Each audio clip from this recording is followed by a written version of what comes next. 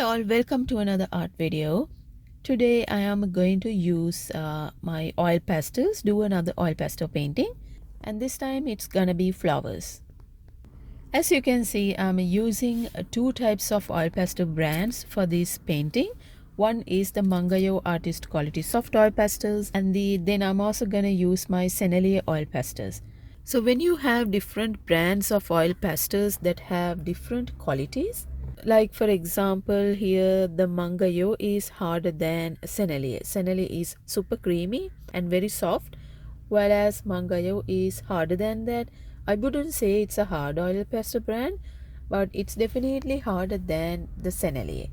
So when you have a mix of different brands like that, it's always a good idea to use your hard oil pastels as the initial layer and then put your soft oil pastels on top of that for the final details. Like, adding the details, the highlights, the shadows, things like that, you can do using softer oil pastel brands.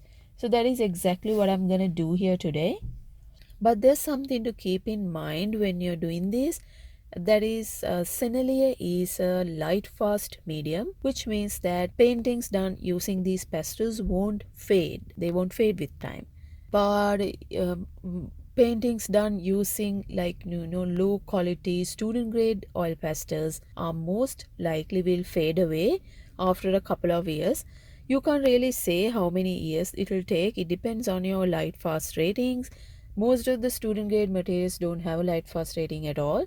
That means they are bound to fade away with time. So when you're using Sennelier on top of something, it's always to keep in mind to use good quality materials, because otherwise you might lose these good qualities of your professional level oil pastels like Sennelier by mixing that up with low quality supplies like a student grade oil pastel brand. So but then Mungyo is also supposed to be light fast, so I don't have any problem using these two brands together.